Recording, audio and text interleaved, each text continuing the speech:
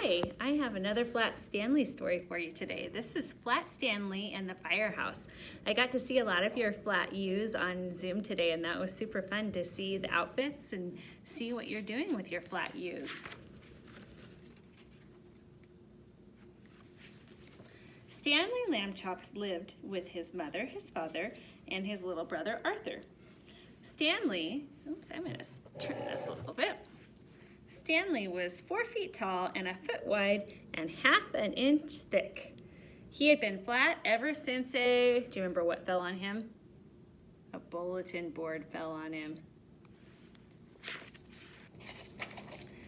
Stanley's family found it handy having a flat boy at home, and Stanley didn't mind helping out.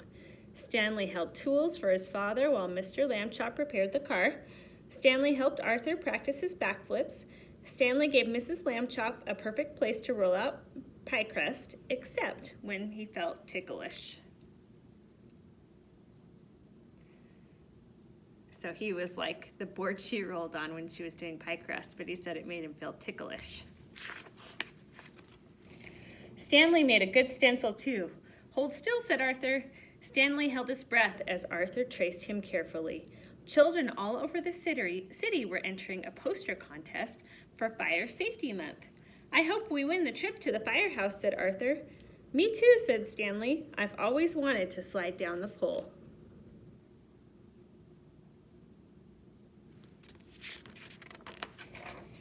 The next Monday, a letter arrived. Hey, guess what? Shouted Arthur. Hay is for horses, Mrs. Lambchop said. Try to remember that, dear. Sorry, said Arthur. Guess what? Our poster won the contest. We're going to the firehouse on Saturday. Mrs. Lambchop clapped. I knew you boys had my talent for art, she said proudly.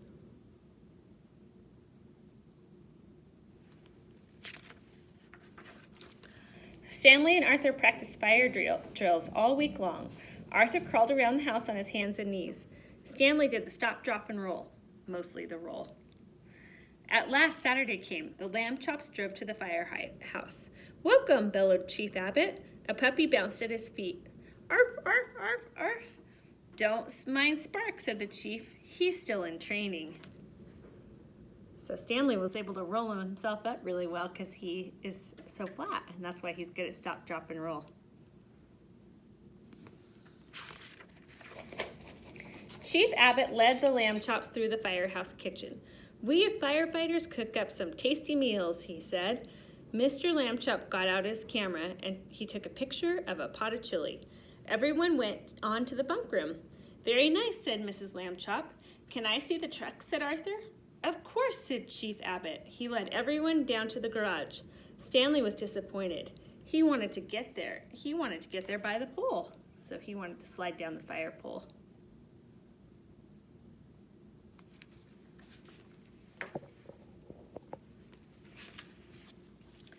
Boots and pants lay on the floor.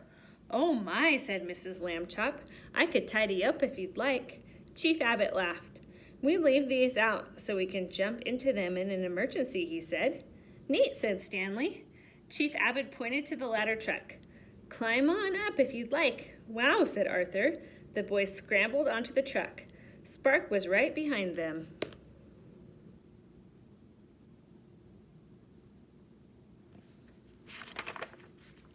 Suddenly, the alarm bell rang.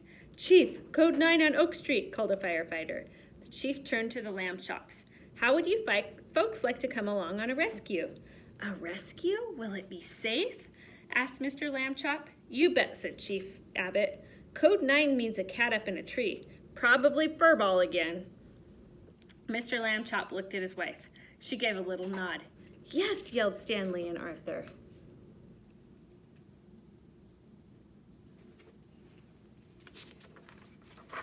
Stanley, turn on the siren. Arthur, hit the light, shouted Chief Abbott.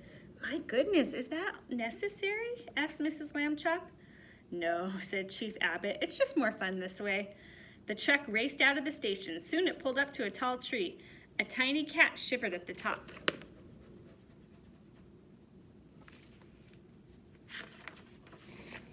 She's pretty high up this time, said Chief Abbott. Spark panted at the chief's feet. All right, let's get her down. 2 firefighters raised the ladder. The lamb chops moved out of the way.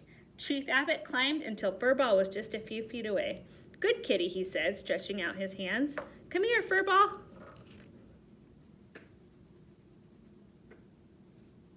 You can see Furball way up in the top of that tree. Spark started to bark.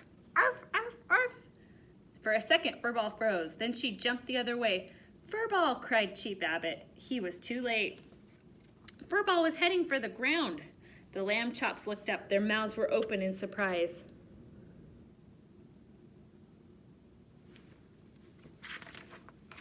All at once, Stanley threw himself onto the grass. "Grab my hands," he told his mother. Mrs. Lamb Chop grabbed his hands. "Grab my feet," he told Arthur. But Arthur didn't move.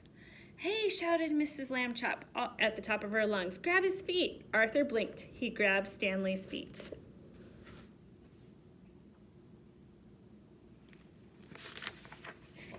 "Stretch!" cried Stanley. Arthur and Mrs.